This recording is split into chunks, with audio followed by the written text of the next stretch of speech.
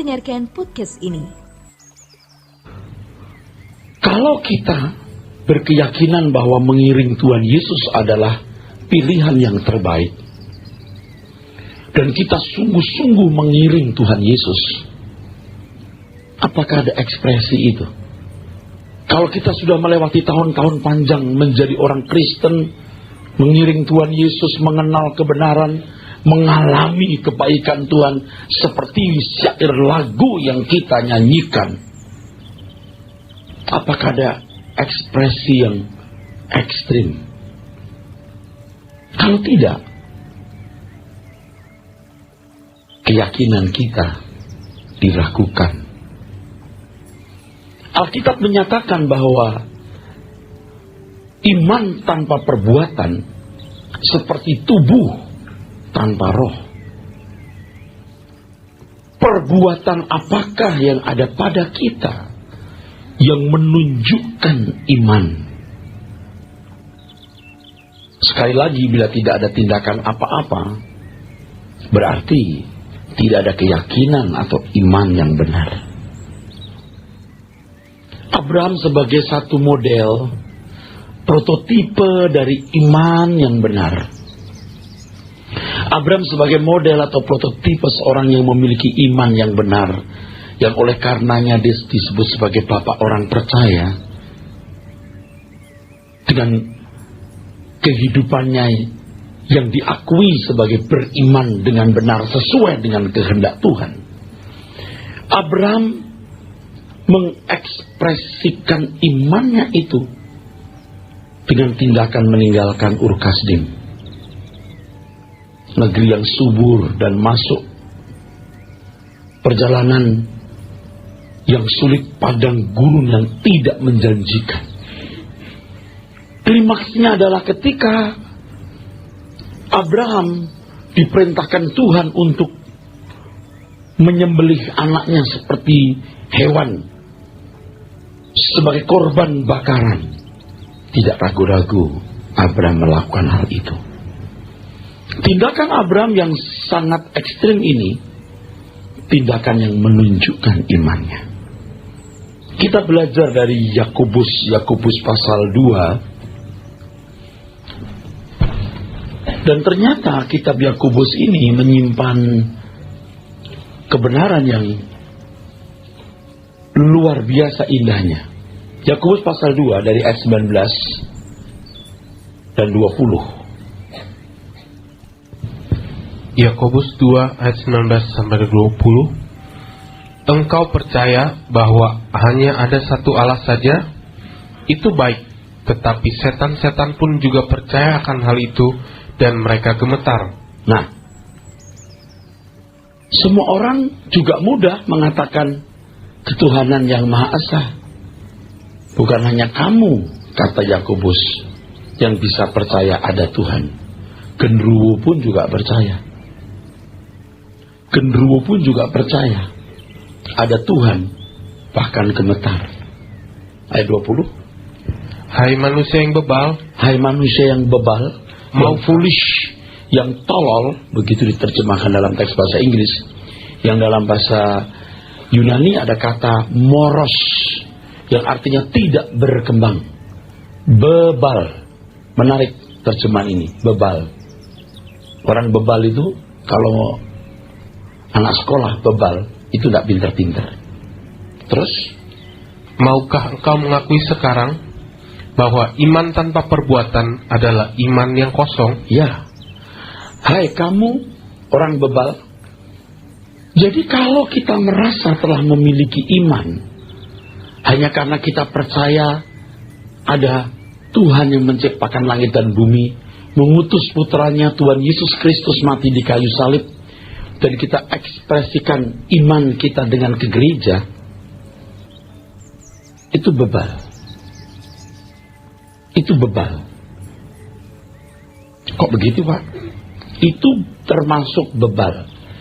Sebab saudara memandang iman itu sesuatu yang statis. Coba ayat berikutnya. Bukankah Abraham bapa kita dibenarkan karena perbuatan-perbuatannya ketika ia mempersembahkan Ishak anaknya di atas mezbah, kamu lihat bahwa iman bekerja sama dengan perbuatan-perbuatan, Iman bekerja sama dengan perbuatan-perbuatan, terus, dan oleh perbuatan-perbuatan itu, iman menjadi sempurna. nah, oleh perbuatan itu iman menjadi sempurna. Jadi iman itu sesuatu yang harus progresif, dinamis, berkembang. Nah, nanti kita akan belajar. Jadi seiring dengan pengertian kita akan kebenaran Tuhan, seiring dengan bertambahnya pengertian kita akan kebenaran Tuhan, seiring dengan bertambahnya pengertian kita akan bagaimana hidup sesuai dengan kehendak Tuhan, dan kita melakukannya, berkembang atau bertumbuh, begitulah iman itu bertumbuh atau berkembang. Pertanyaannya, saudara makin mengerti firman Tuhan enggak? Kesucian hidup saudara makin bertumbuh tidak? Bukan hanya berkelakuan lebih baik atau lebih sabar. Kalau budi pekerti baik seperti ini juga dimiliki semua atau bisa dimiliki semua orang. Tapi budi pekerti yang dimaksudkan oleh Tuhan itu budi pekertinya Tuhan, karakternya Kristus.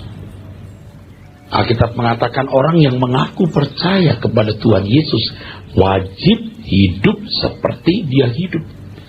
Namanya mengiring Tuhan Yesus itu mengikuti jejaknya. Seiring dengan perjalanan waktu, bertumbuhnya pengertian akan kebenaran, pengertian akan hukum Tuhan, pengertian akan kehendaknya, dan bertumbuh pula kelakuan kita dalam melakukan kehendak dan hukum-hukumnya, firman-Nya, iman menjadi sempurna. Jadi kalau berkata saya sudah Kristen, saya percaya ada Tuhan semesta alam yang menciptakan langit dan bumi, yang mengutus putranya Tuhan Yesus Kristus di kayu salib, dia mati, saya ke gereja. Tapi Anda statis, tidak bertumbuh. Anda tidak punya ekspresi iman. Itu termasuk bebal. Moros, tidak berkembang. Teruskan. Jadi kamu lihat bahwa manusia dibenarkan karena perbuatan-perbuatannya dan bukan hanya karena iman. Terus, dan bukankah demikian juga Rahab pelacur itu dibenarkan karena perbuatan-perbuatannya ketika ia menyembunyikan orang-orang yang disuruh itu di dalam rumahnya? Coba baca 23 dulu. Dengan jalan demikian, jalan apa itu? Abraham yang taat itu, yang meninggalkan Ur Kasdim sampai rela mempersembahkan anaknya. Meninggalkan Ur Kasdim juga suatu keberanian, saudaraku.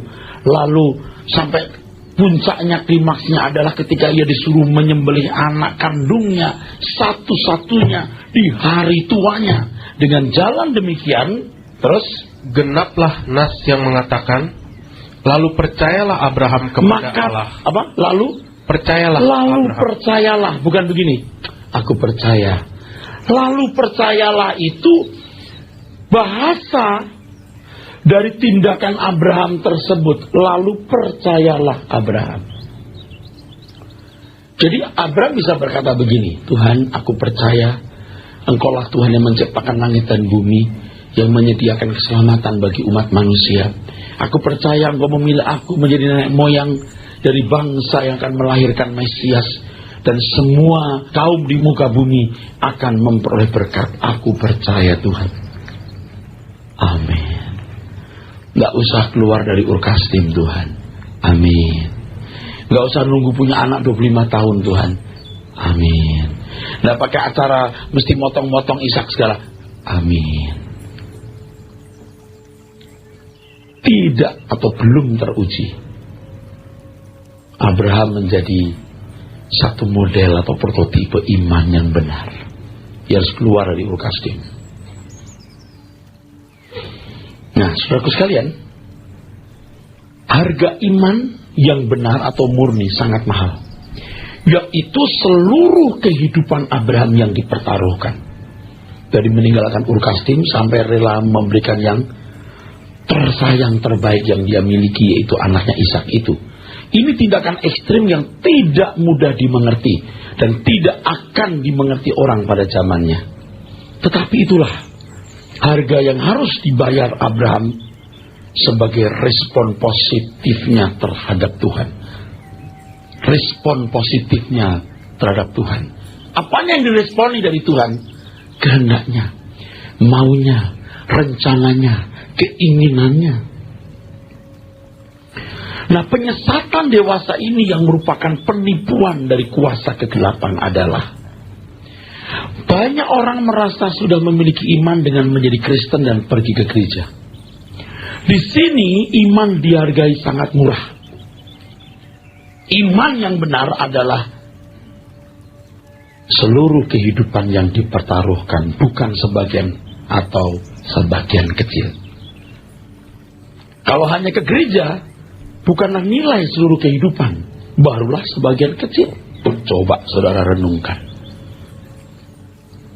Yang ada dalam pikiran banyak orang Kristen kan begini. Kenapa saya berkata begitu? Karena saya dari kecil Kristen, lahir dari keluarga Kristen, bergaul dengan banyak orang Kristen. Orang berpikir begini, aku percaya, aku punya iman kepada Tuhan Yesus Kristus. Orang lain beragama lain, aku beragama Kristen. Aku setia jadi orang Kristen dan tidak pindah agama.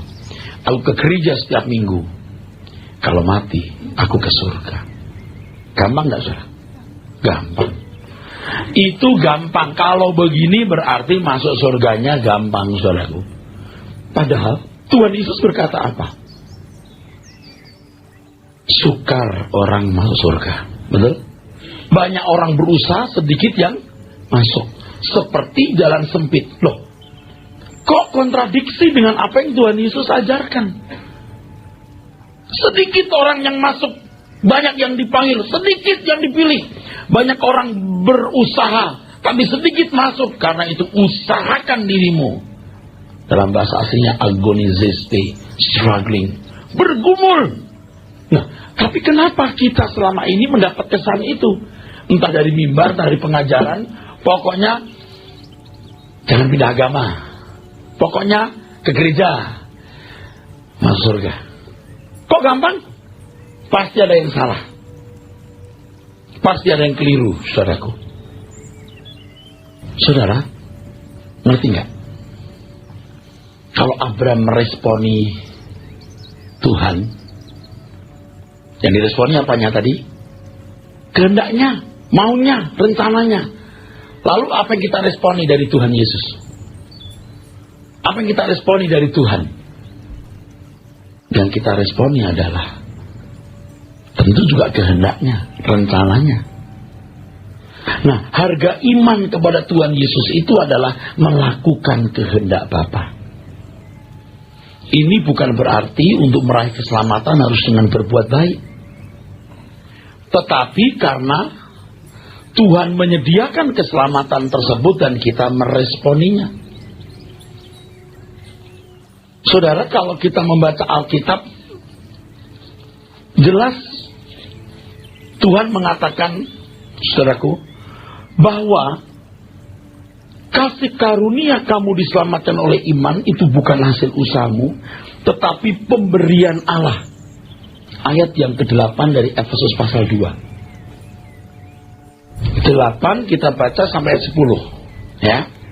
Dan saudara-saudara mohon memperhatikan dengan teliti apa yang saya sampaikan, karena ini khutbah pemberitaan firman yang menyangkut doktrin keselamatan. Doktrin keselamatan. Oke, ayat 8 dulu. Sebab karena kasih karunia kamu diselamatkan oleh iman. Itu bukan hasil usahamu, tetapi pemberian Allah. Itu bukan hasil pekerjaanmu.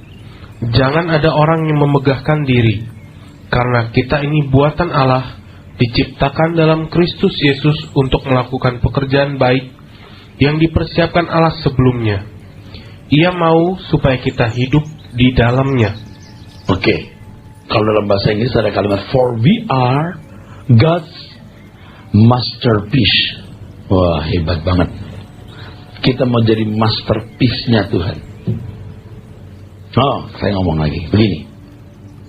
Pak, jadi keselamatan itu apa karena kita berbuat baik? Tidak pernah, tidak bisa. Keselamatan itu bukan karena perbuatan baik kita. Dalam ayat 8 tadi dikatakan karena kasih karunia kamu diselamatkan oleh iman. Ada kasih karunia, ada iman. Jadi begini. Keselamatan manusia yang artinya dipulihkannya hubungan kita dengan Tuhan, itu inti keselamatan ya.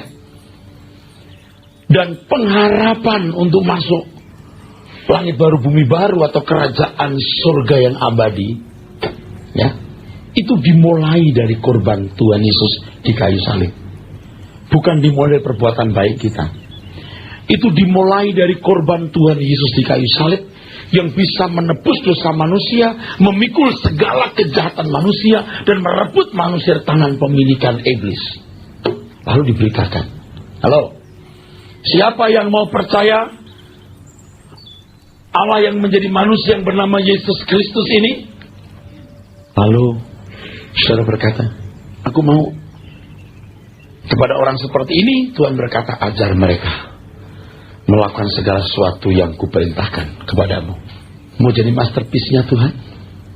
Nah, segala sesuatu yang diajarkan Tuhan.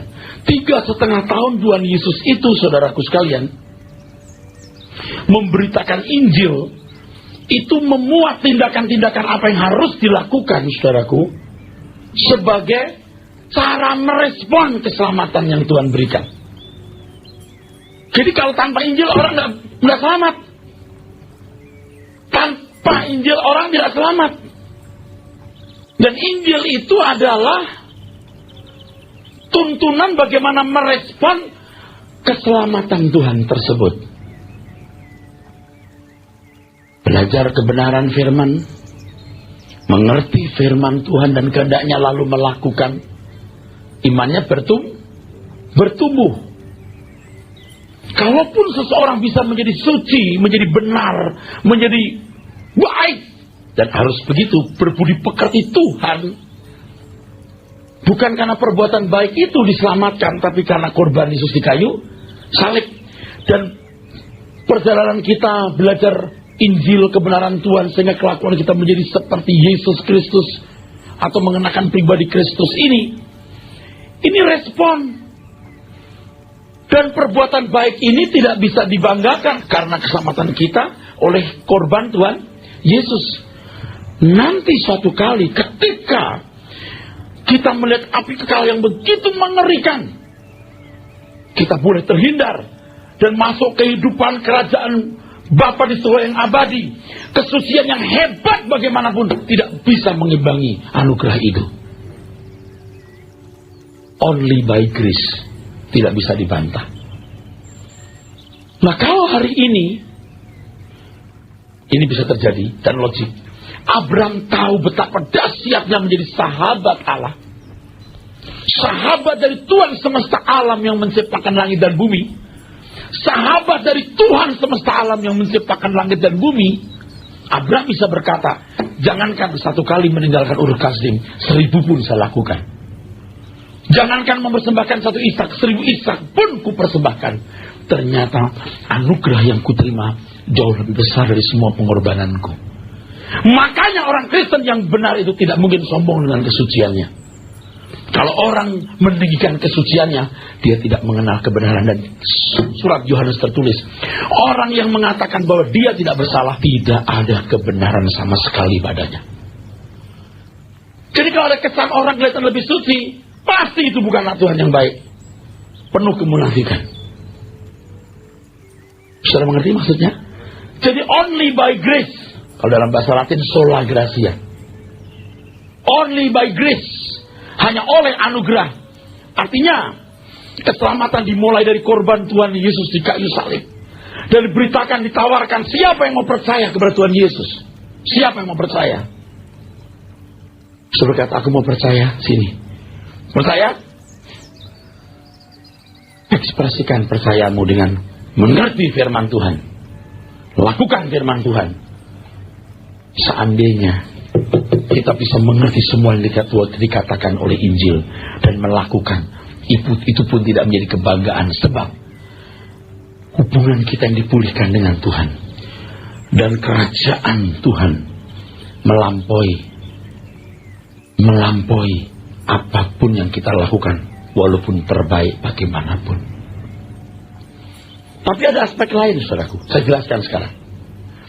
Keselamatan dalam bentuk dipulihkannya hubungan dengan Tuhan dan harapan kerajaan surga yang abadi diberikan kepada kita diawali korban Tuhan Yesus di kayu salib. Dan respon terhadap Tuhan yang menyediakan korban tersebut adalah iman yang harus dibayar. Iman yang harus dibayar, yaitu mengerti firman Tuhan dan melakukan firman Tuhan. Kenapa harus begitu? Sebab ketika kita belajar firman Tuhan, kita mengerti firman Tuhan, kita mulai mengenakan firman Tuhan, batiniah kita digarap oleh Tuhan, bukan hanya berliturgi, berjemaat, bergereja, mengerti kebenaran, setiap hari bertumbuh dalam kebenaran, melakukan firman Tuhan, karakter kita diubah, karakter kita dibaharui, batiniah kita lurus, kita bisa sinkron dengan Tuhan. Hubungan kita bisa tune. Amin. Makanya kalau orang berkata, aku udah percaya Tuhan semesta alam, Dia mengutus Tuhan Yesus Kristus, aku bergereja. Kalau kelakuanmu tidak makin seperti Tuhan, Anda tidak bisa berjalan dengan Tuhan, tidak bisa berjalan bersama Tuhan. Anda tidak tune dengan Tuhan, Anda tidak bisa bersekutu secara harmonis dengan Tuhan. Anda bebal, siapapun Anda.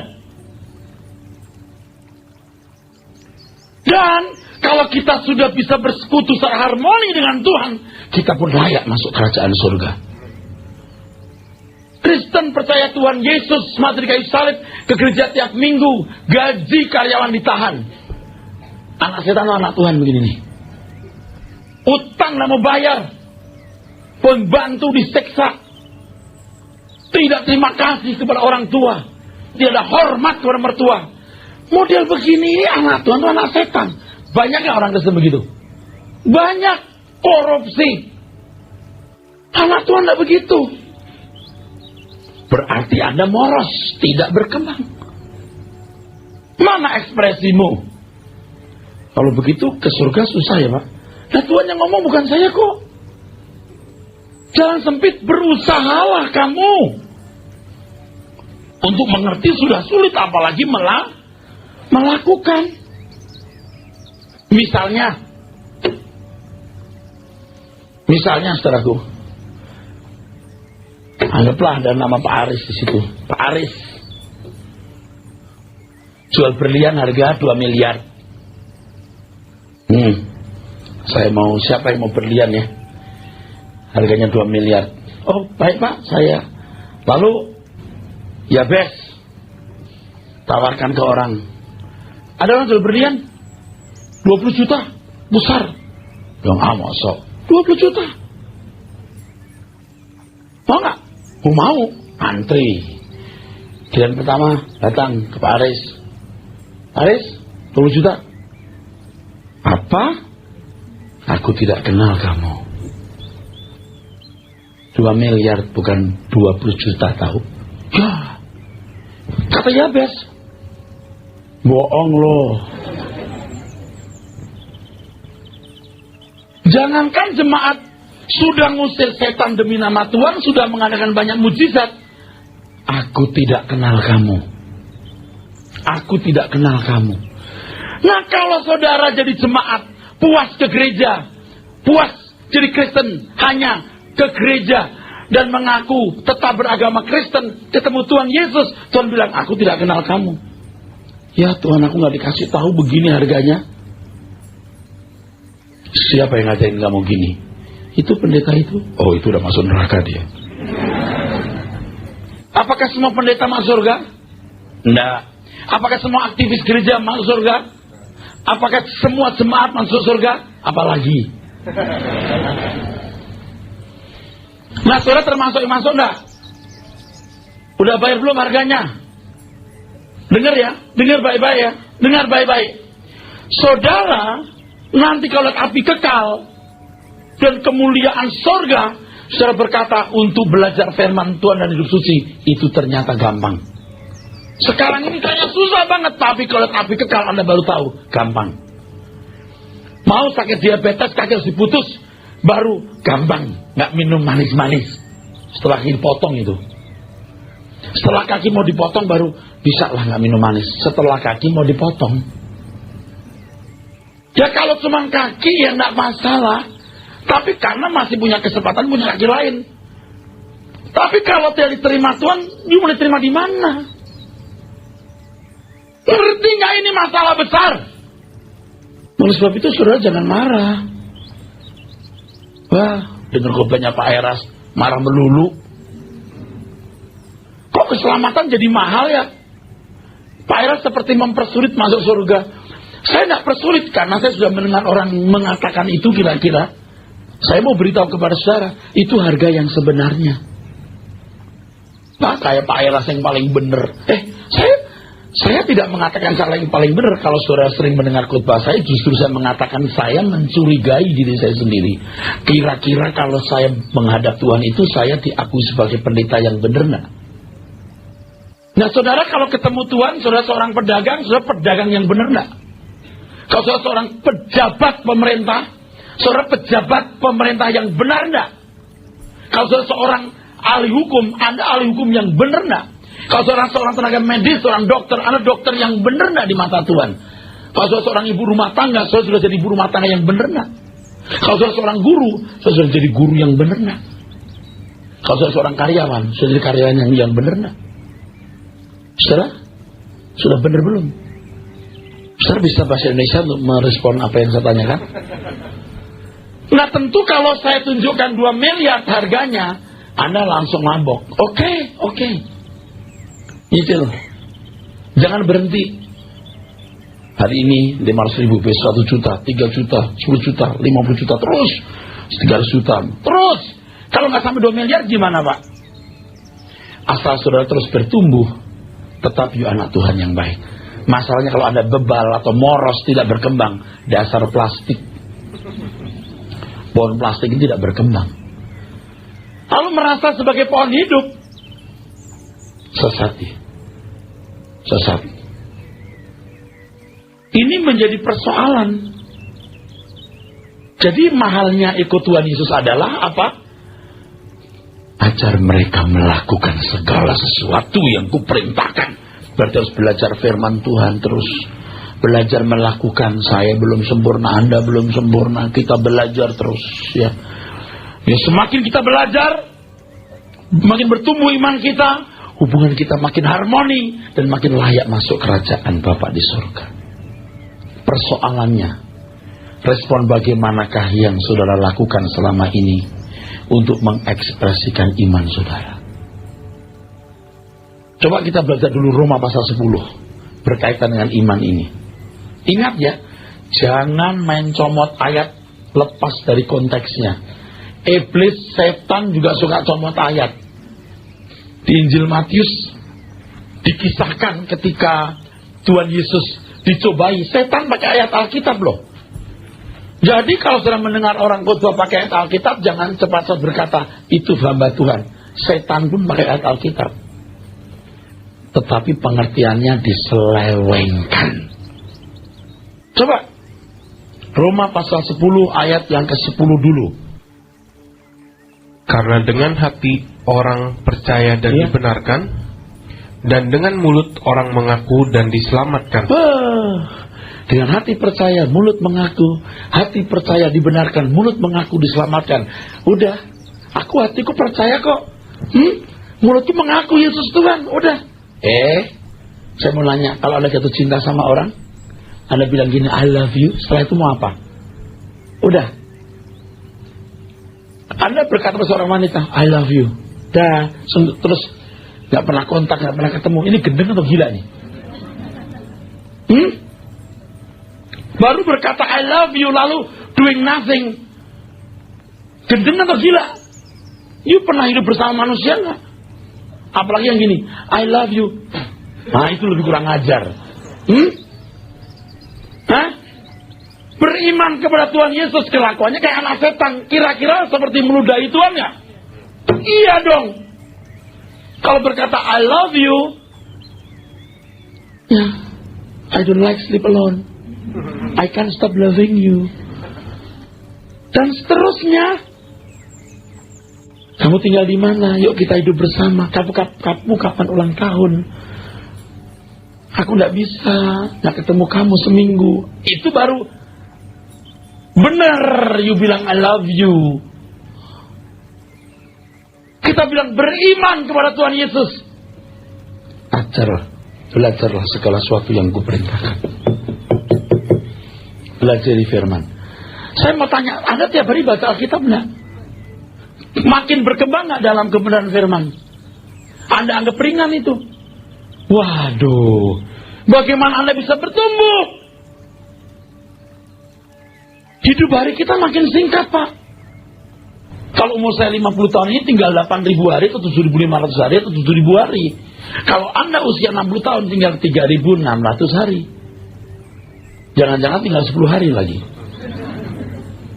Nah, di waktu yang sisa ini kita kejar dah ketinggalan kita. Ini tidak bisa dianggap remeh loh.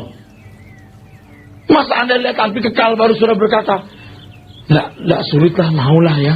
Nggak sulitlah, maulah. Belajar firman, hidup suci, maulah. Kalau orang ya, sudah tidak bisa makan, udah susah, baru mau itu. Ya udah, dagang makan di pinggir jalan tidak apa-apa, asal bisa makan. Sebelumnya malu. Begitu kepepet, apa saja dilakukan. Apa saja dilakukan. Ada orang yang ke dokter nggak berani. Ke dokter belum disuntik. Apa disuntik? Begitu dokter berkata, ini kalau nggak dioperasi, you tinggal 3 bulan paling lama. Mau. Apa menunggu begitu? Enggak dong. Ngerti nggak bahwa ada kanker dosa yang membinasakan dalam diri saudara? Ada kanker dosa dalam diri saya, harus dibedah. Harus belajar firman. Dan belajar melakukan. Jangan sombong. Anda mau kaya, mau pintar, mau hebat, jangan sombong. Anda jangan berkata, pendeta paling bisa ngomong begitu. Pak, ini bukan khotbah saya, ini khotbahnya Tuhan Yesus. Kalau ada waktu you duduk bersama dengan saya jelaskan ini bukan perkataan saya. Semua apa yang dikatakan Tuhan di sini. Jadi jangan mengartikan sederhana. Dengan hati percaya dibenarkan dan mulut mengaku diselamatkan. Ya udah, selamat. Saya tanya, kalau you bilang I love you sama orang, lu bikin apa? Gak bikin apa-apa, gendeng loh. You pasti doing something. Ayat yang ke-17. Jadi iman timbul dari pendengaran, dan pendengaran oleh firman Kristus. Iya, oleh firman Kristus. Firman Kristus itu di Matius, Markus, Lukas, Yohanes itu Injil, betul? Injil itu 5 huruf, Pak. Injil dalam bahasa Indonesia. Satu kata, Injil. Tetapi isi Injil berapa huruf? Cukup 1.000 huruf? 10.000 huruf? 1.000 khotbah pun mungkin juga tidak cukup. Iman apa? Timbul dari pendengaran. Pendengaran oleh firman Kristus. Berapa khotbah untuk bisa menimbulkan iman itu? Maksudnya iman yang sempurna, kan bertumbuh terus. Mendengar firman yang benar saja belum tentu orang bertumbuh. Apalagi kalau bukan firman yang benar, pasti binasa. Selama 3,5 tahun Tuhan Yesus mengajar, itu semua ya firman Kristus, betul? Iman timbul dari pendengaran dari firman Kristus, remato Kristo, firman Kristus. Jika seseorang benar-benar mengerti apa yang diajarkan Tuhan Yesus dan melakukan apa yang diajarkan Tuhan Yesus, ia pasti memiliki tindakan-tindakan ekstrim seperti yang dilakukan Abraham. Dan tindakan ekstrim itu dikalimatkan Tuhan Yesus sebagai kehilangan nyawa. Barang siapa kehilangan nyawa karena aku, ia memperolehnya. Dan waktu saya jelaskan apa artinya kehilangan nyawa. Dia rela kehilangan hasrat apapun yang tidak sesuai dengan kehendak Tuhan. Nyawa di situ psuke. Jiwa, dalam jiwa psuke ada keinginan, ada kehendak, ada pikiran, ada perasaan. Rela mematikan kehendak diri sendiri dan mau menerima kehendak Tuhan. Ekstrimnya itu bisa dibahasakan oleh Tuhan Yesus dengan kalimat meninggalkan segala sesuatu. Barang siapa mengikut aku tidak meninggalkan segala sesuatu, dia tidak layak bagiku.